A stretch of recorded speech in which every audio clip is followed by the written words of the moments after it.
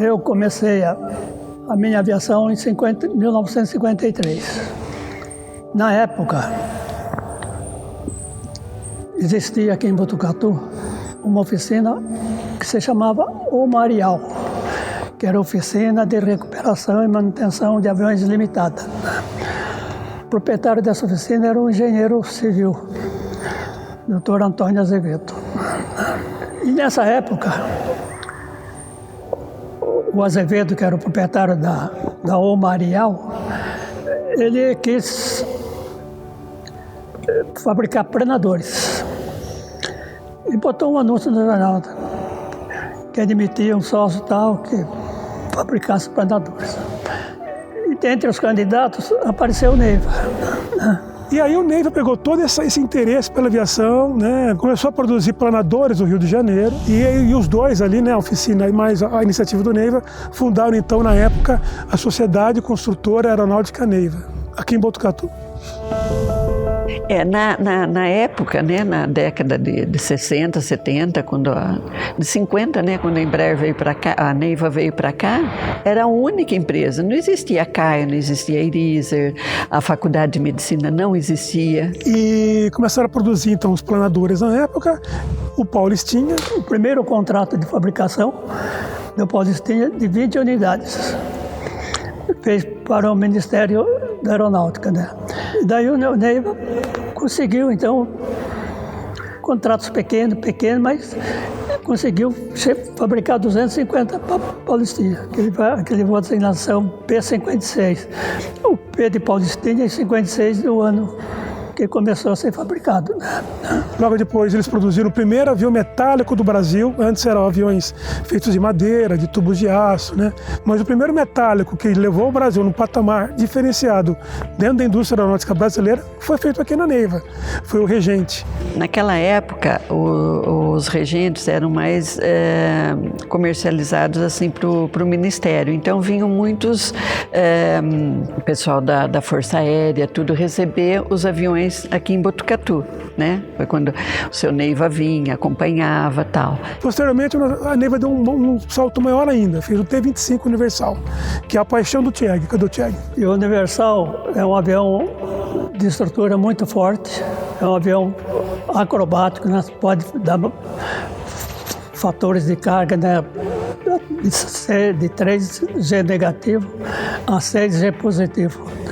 Então, você poderia fazer qualquer manobra tranquilo com ele, que ele tinha estrutura suficiente para aguentar as cargas que recebia, né? E realmente o avião é tão bom, mas tão bom, que até hoje é usado na Academia da Força Aérea. E ele voou em 60 e alguma coisa, então você vê aí 50, quase 60 anos de voo no mesmo avião. Para a função que ele é hoje, é um dos melhores aviões treinadores militares do mundo, né? Em 75, nós começamos a fabricar peças dos aviões da Piper. Ele era um Piper Seneca, todo o projeto da Piper, e na época a diretoria da Neiva resolveu nacionalizar. Nacionalizar significava fabricar todas as peças, todas, porque ele montava, ele chegava com isso aqui uma parte, isso aqui outra parte, cada parte e montava aqui. Então nós vamos nacionalizar. Foi um projeto também arrojado, trabalhamos muito para nacionalizar, precisa fabricar todos os ferramentais para tudo, e a gente trabalhou muito nisso. Ficou nacionalizado, passou a fazer, foi homologado, passou a fazer os voos e o nome dele mudou de Seneca para Cuesta. E foi um avião que nós trabalhamos muito também, depois parou com a entrada do 145, já não tinha mais espaço para ele, então nós mudamos. Um orgulho muito grande, trabalhamos muito nele também, como sempre. Outros pontos interessantes da Neiva que eu não comentei é que nos aviões que ela fez vários aviões, mais de 3 mil, 4 mil aviões. Ela fez um helicóptero também, produzido aqui. Existia uma concorrência do Exército na época, e se nós ganhássemos concorrência do helicóptero, a gente ia montar uma linha de helicópteros aqui em Botucatu. O helicóptero se chamava Enstrom, né, na época. Era um helicóptero americano que a gente, então, se ganhasse concorrência, montaria aqui. Como a concorrência do Exército foi cancelada, acabou não dando certo. Mas um helicóptero foi montado e saiu voando daqui. E aí a Neiva, logo depois disso, tentou outros projetos com o Ministério da Aeronáutica, mas não deram certo. Tentou-se fazer o Lanceiro, foi um primeiro avião nacional todo. O Lanceiro, eu entrei a trabalhar nele, no projeto, em 73, foi o começo dele. Mas era uma expectativa enorme. As dos garimpos, um avião de asa alta para 4 pessoas, que não conseguiu, o Neiva não conseguiu fazer a certificação e colocar em produção. E aí, como é que eu vou dizer, né? No contexto aeronáutico do país, preferiu-se então incentivar mais a Embraer naquela época, e a Neiva então se sentiu um pouco com dificuldades. Ela acabou sendo vendida para a Embraer então comprou a Neiva nos anos 80, e aí a Neiva então passou de Sociedade Construtora Aeronáutica Neiva para a Indústria Aeronáutica Neiva. Quando começaram a ter as mudanças que vieram para cá, uma diretoria que era o Brigadeiro Marcos e o Brito, na área de pessoal, eles fizeram uma atividade e viram que aqui tinha algumas coisas que em São José não tinha. E a Embraer, quando assumiu, teve que pagar, assumiu as dívidas da Neiva, transformou a Neiva em Embraer, ela abriu um campo de ficar com a Embraer e fazer alguma coisa aqui ou vender. A princípio eles vieram e disseram que iam vender. De repente, graças a Deus, uma luzinha no fundo do túnel fez com que a Embraer desistisse de vender e investisse em Botucatu. Eu acho assim, porque se for analisar, a Neiva já tinha uma mão de obra especializada. É que eu falo, qualificada devido à prática, não em si por cursos, por universidades frequentadas, tal. Não, era vivência ali, era no martelinho. Muitas pessoas que estavam dentro da Neiva acreditaram naquele sonho, né, de crescer a Neiva. E foram essas pessoas no início, que eu falo com muito orgulho, que acreditaram e bateram na porta da Embraer e falaram assim, eu consigo. Eu tenho memórias assim do meu pai, quando ele se tornou supervisor, ele buscava muito serviço em outras, lá em São José, para trazer para cá. Começou lá o projeto do 145 que estava terminando do Brasília. O que precisava fazer? O 145 evoluiu, vendeu muito, precisava de força de trabalho para poder repor peças e fabricação. Então ele pegava uma Kombi que tinha aqui, velhinha, ia para lá, falava assim, o que a gente pode fazer lá? Daí ele falava, leva esses 3 tipos de peças aqui e vê se você consegue fabricar. Se você conseguir, a produção vai para lá. Eu vinha com ela, descarregava aqui, o pessoal fabricava as peças. No outro dia de manhã, 4 horas, carregava com as peças aprovadas, ia para a Embraer, os caras recebiam, enchia de novo, vinha e foi indo. Até que a gente começou a levar gente daqui, pessoal daqui, para fazer o treinamento lá. E foi assim que Botucatu foi crescendo. Eles indo atrás, buscando o serviço, falando, o que dá para a gente fazer em Botucatu para melhorar? E a Embraer passou a acreditar nisso aqui também, depois que viu os resultados que a gente fez, né? Ela trouxe para Botucatu algumas linhas dos aviões leves que a Embraer produzia lá, dentro da estratégia industrial da Embraer, né? Trouxe os aviões leves para cá, para ter mais espaço para os aviões maiores lá, né? Como o Tucano, como o Brasília, né? Como o próprio Xingu na época, né? Quando viram a necessidade, graças ao 145 que o projeto ter dado certo, aumentou o serviço, com isso vieram peças do Brasília, o Brasília veio para cá, montou, foi um treinamento para ter o que tem aqui hoje, montar as grandes estruturas aqui em Botucatu. Essa fábrica de primárias, que é a de fabricação ali no B1, ela foi inteira feita dessa forma. E eu lembro, acho que em 2012, mais ou menos, foi quando vieram as máquinas maiores, que fazem o formato da peça, que era tudo feito em São José. São José falou, vocês são capazes, vamos mandar tudo para Botucatu.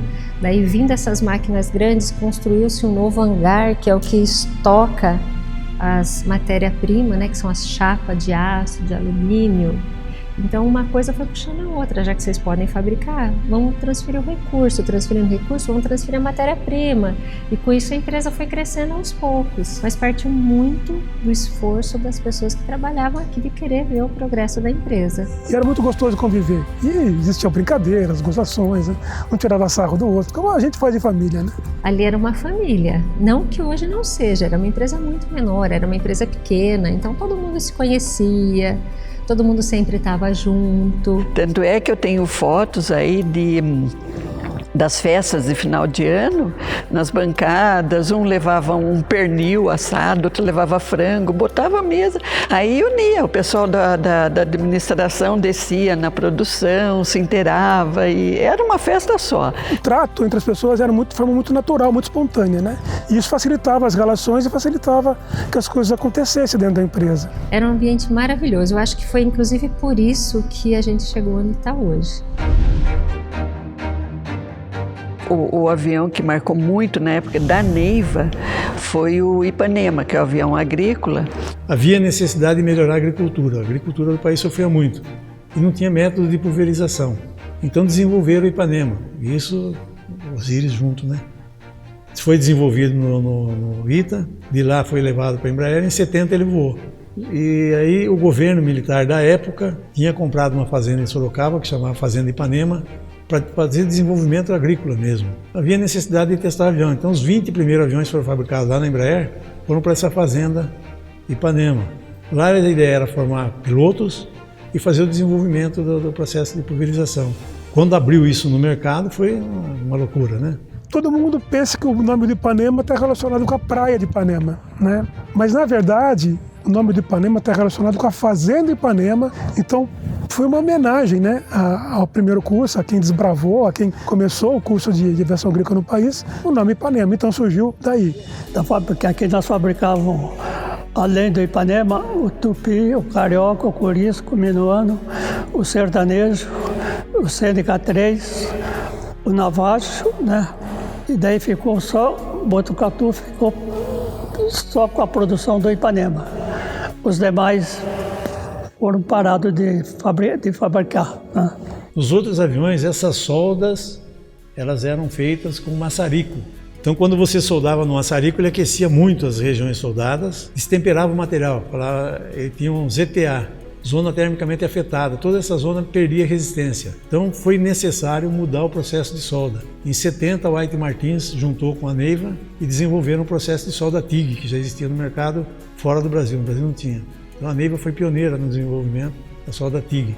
E é um orgulho, né, falar, poxa, nós temos em Botucatu uma cultura aeronáutica, nós temos em Botucatu um conhecimento aeronáutico forte, vibrante, né? Todo o desenvolvimento, tecnologia da Neiva é aqui de Botucatu, então acho que isso é um orgulho pra gente em Botucatu. As pessoas que puxam isso, têm isso no sangue aqui, que puxam o desenvolvimento. E eu vejo que São José, ele vê isso em Botucatu também. Ele vê que Botucatu é uma unidade que vai atrás, que busca, desenvolve. O desafio que eles dão para Botucatu, ele é feito, ele é executado. Eu posso dizer que eu tive vários desafios, né? Além da gestão de pessoas. Foi o lançamento do Ipanema 202 a etanol. Hoje ele é o único avião no mundo certificado que voa com o álcool do posto de gasolina que a gente abastece os nossos carros.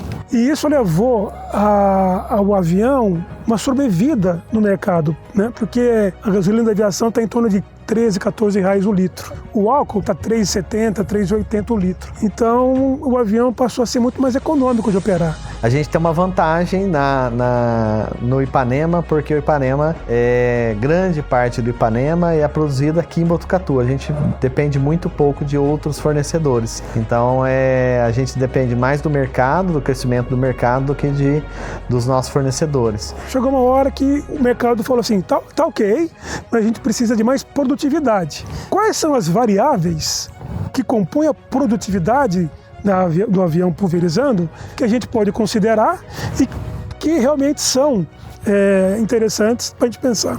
A primeira não era o tanque de produtos, não era o hopper, mas sim a barra de pulverização, o comprimento dela. Então, talvez eu não precise aumentar o hopper não preciso colocar mais peso, não preciso dimensionar um avião muito maior, que tem que trocar motor, tem que trocar tudo. Talvez a gente, se alongar um pouco a asa desse avião, a gente conseguiria uma barra maior, e aí a gente aumentaria a produtividade, né? Muito menos custo de desenvolvimento, enfim. E a gente então começou a trabalhar no 203, que tem exatamente o mesmo motor do 202, que é o etanol, 300 HP etanol. O avião voou em 2012, primeiro voo, ele foi certificado em 2015. Né?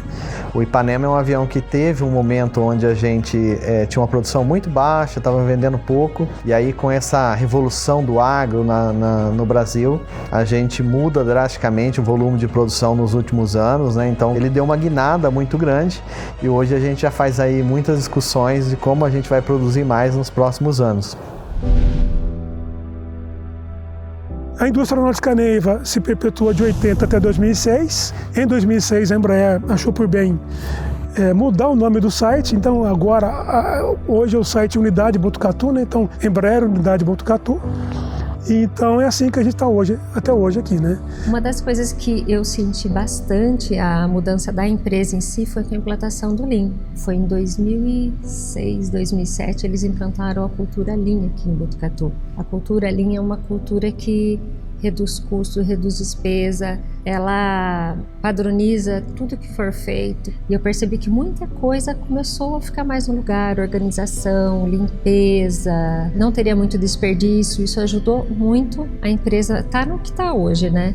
Com esse crescimento, foi possível ampliar o site de Botucatu, conseguindo fazer essa transferência da estamparia para Botucatu. Aí a gente teve as montagens, a gente começou a montar o B100, B106, aí a gente teve as fuselagens, a asa, os conjuntos, biconjuntos. Existe um hangar que a gente faz também as peças do KC, que é o cargueiro, que é o maior avião. Então a gente faz alguns componentes e manda para São José, manda para Gavião Peixoto. Mais de 1.400.000 peças são produzidas aqui por ano para os outros aviões. Então, assim, há orgulho. Quando você vê um Praetor voando, um Phenom voando, um próprio E1, E2 voando, tem várias partes do avião que são produzidas aqui.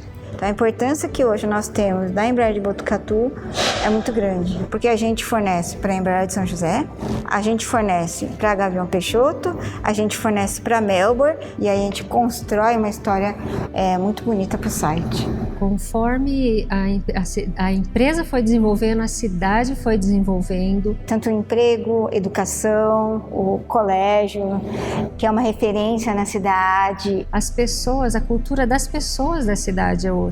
Quando você vai assim em algum bar, você sai, você vê que grande parte das pessoas que estão ali trabalham com a gente. Muitas pessoas, eu acredito que deve ter umas 3.500 pessoas hoje trabalhando aqui, contando terceiros, porque a Embraer não abriga só funcionário dela, ela abriga terceiros. Além da Embraer crescer como funcionários, a Embraer também cresceu dando prioridade para os terceiros ou fornecedores da região para fornecer aqui para a gente. Muitas pessoas que fazem faculdade fora vêm para trabalhar na Embraer, isso faz com que aumente o giro na cidade com relação ao aluguel de casa, venda de imóvel, comércio. Então, a hora que você olha aqui, você vê esse prédio do colégio, logo atrás você vê um hospital, depois você olha mais para lá, tem casas, não tinha nada disso, você vinha para cá, era um terrenão vazio. Então você vê a evolução, você vê o shopping, não tinha nada disso por perto. Esse crescimento que acontece hoje para a cidade e que acontece para a Embraer, ele não para. Essa cultura que existe na Embraer Botucatu, ele é uma coisa que nos faz o tempo todo pensar em trazer mais coisas para Botucatu. E eu acredito que também esse ambiente ele nasceu lá em 1900, na década de 50, né? E ele vem prosperando até hoje, né? Eu acho que o documentário é muito importante para mostrar a grandeza de toda essa história, de todas essas memórias. Como funcionou, como a empresa Neiva se desenvolveu e passou para a Embraer. Para vocês valorizarem o que vocês têm hoje.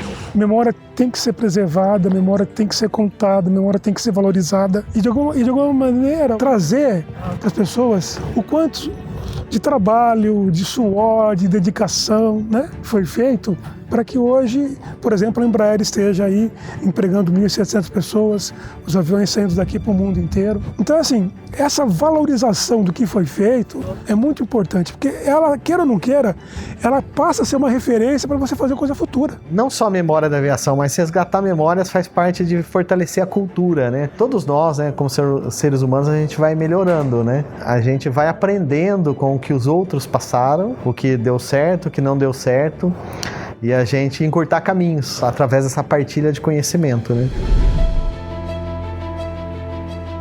A mensagem que eu deixo para vocês é que eu falo, né? Toda profissão que você for seguir, você tem que, primeiramente, gostar, saber a escolha da profissão. Ninguém consegue trabalhar num lugar sem amar o que faz. Se você tem amor pelo que você faz, você quer fazer bem feito. Você quer que aquilo cada vez seja melhorado. E sempre, uma frase que eu gosto muito, faça o seu melhor com os recursos que você tem, todos os dias. Encarem sempre as dificuldades como uma oportunidade de melhoria, uma oportunidade de desenvolvimento pessoal. Bem importante mesmo, gente, é você ter inteligência emocional. É a mais importante. Inteligência emocional é você... Sabe o que é inteligência emocional, né? Você lidar com as suas emoções de uma forma que você não se fira e não fira os outros. Isso nas indústrias está sendo muito valorizado hoje em dia, nas empresas, na sociedade, né? Acreditem de verdade nos sonhos de vocês. A Neiva, a Embraer é um exemplo de que os sonhos podem acontecer de verdade. Osíris e Neiva, um de Bauru, um de Botucatu. Um saiu, foi para o Rio de Janeiro buscar o quê? O sonho deles, o objetivo deles. O outro sai de Bauru e vai para São José, também em busca do objetivo dele. Olha que coisa interessante, tão perto os dois, né? Osíris fez o que fez, não precisa contar, vocês sabem, e Neiva também fez o que fez, chegou onde chegou, acreditando. Aliás, os sonhos podem ser muito maiores do que vocês tinham imaginado. Talvez o seu Neiva não tinha imaginado que aqui em Botucatu teria uma empresa com quase 2.000 funcionários, produzindo mais de 1 milhão de peças, né? Produzindo aviões e mandando peças para o mundo inteiro para grandes aviões, né? Então o sonho foi além. E é o que aconteceu com a Embraer também, né? Como que a gente poderia imaginar que a terceira maior fabricante de aviões do mundo, né, estaria aqui?